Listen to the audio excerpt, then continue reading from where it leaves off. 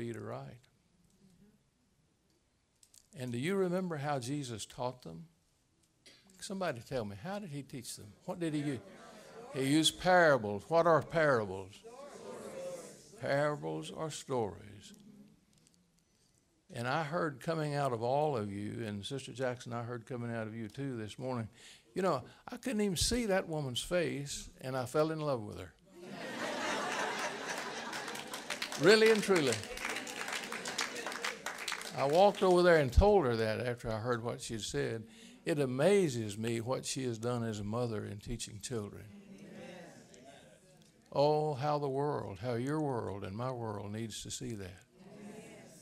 Now, as we think about what I'm trying to tell you about this morning, the disciples, then how does my story fit into that? Well, I was called to preach. If you would have seen me when I was 6 years old, but you'd have had to been born a long time before you were. But if you'd have seen me when you were 6 years old, when I was 6 years old, if you asked me what I was going to be, it was to be a Baptist preacher. At that time, I would take my Bible and I sat on the front pew and would listen to the preacher. My parents didn't, but I would go up there and do that. Somehow God began to speak to me early in my life. And I had the great misfortune of never falling into sin like that, of going into drugs or alcohol or sex and all of that kind of business. My life never did turn that way, and that's because of my parents. And I think that's what I saw in you this morning, the same thing that I saw in my parents. And I had kids to ask me, why? Why won't you participate with us? And I was popular. I played football and et cetera, et cetera. And I said, well, it's two reasons. One, it's my mom and dad. I don't want to defame their name and who they are. And secondly, it's Jesus. And folks, let me tell you, I've learned that we need to talk a lot about Jesus. Jesus came here so we could understand. He came so we can know. He came so we can live, really, because he taught us the fact that we can live. Now, as you look in my own life, if you were to look there, as I began to teach and to preach and to study God's Word, I realized that the people that came to the church where I was preaching were cultural Christians. Do you know what a cultural Christian is? We heard about some of it this morning. It doesn't work. It doesn't work at all.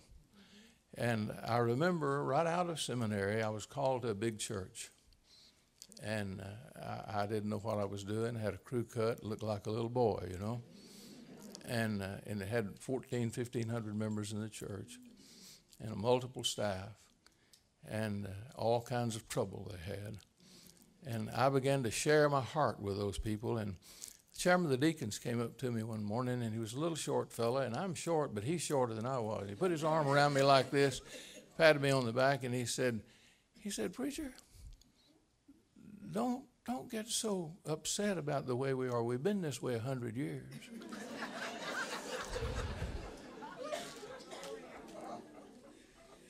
And I began to learn what a cultural Christian really was. A downtown church in this county seat town in East Texas, where I grew up. And all the people were basically like that.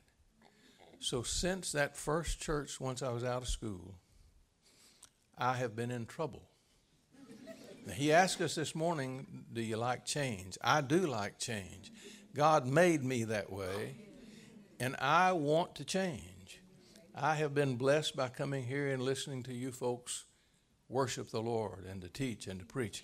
I really have, and I want you to know that. But I began to change and realize that there wasn't any way by going to church and listening to somebody preach that you're ever going to grow spiritually.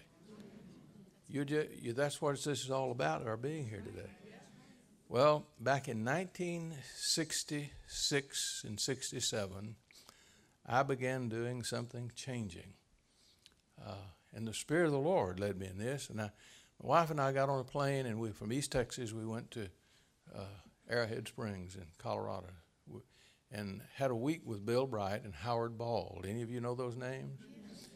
Well, and I had some private time with Bill and with Howard, and we were in a conference there. I came back home, and in this deep East Texas town, began teaching the 10 basic steps to a small group. Oh, that was terrible. I was in trouble. Well, I began doing it, and one of the older pastors, not as old as I am now, but he was old, and he came and he told me, he said, "Lewis, I've heard about what you're doing, and you're going to get kicked out of your church. You're going to get kicked out of the convention." And I said, "Why?" He said, "Because you don't do small groups like this. Here the preacher's meeting with a small group of people, and you know they'll think you have special friends, et cetera, the tradition again." My answer was this. I said, "Brother Bass, I have a friend, a real good friend, and he has done this, and it worked." He said, "Well, who is it? Is he a Baptist?" I said, "Well, no." But I said, "If you'll go lead Matthew, Mark, Luke, and John, well, you'll learn about him. His name is Jesus. And I'd rather do it that way than I had to do it the way we're doing it, because it isn't working." Well, after several years, I wound up in a church in Florida, and we were doing the same thing and continuing to disciple men is what I did, and get them to disciple their wives, but it's one-on-one is what, and you got to do one-on-one stuff. Just getting in a group ain't going to do it. I mean, really, it's got to be, Jesus did it, and he discipled some of that 12 more than he did others. You realize that. And you must be called of the Lord, folks, to go do that. Now, see, I'm having a hard time getting on with my story because I'm trying to preach to you, and I need to quit that. All right. Anyway, I grew older, and I grew old, and I had to resign the church finally because of health reasons. I never get sick, but I just have minor illnesses, like have had open heart surgery. My aorta's been replaced, and MRSA surgery, and so on and so on, 10 surgeries. But the Lord lets me keep working and ministering.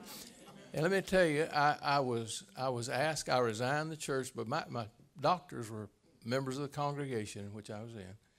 And they had urged me to do that because they said the stress of a big church is just getting to your body.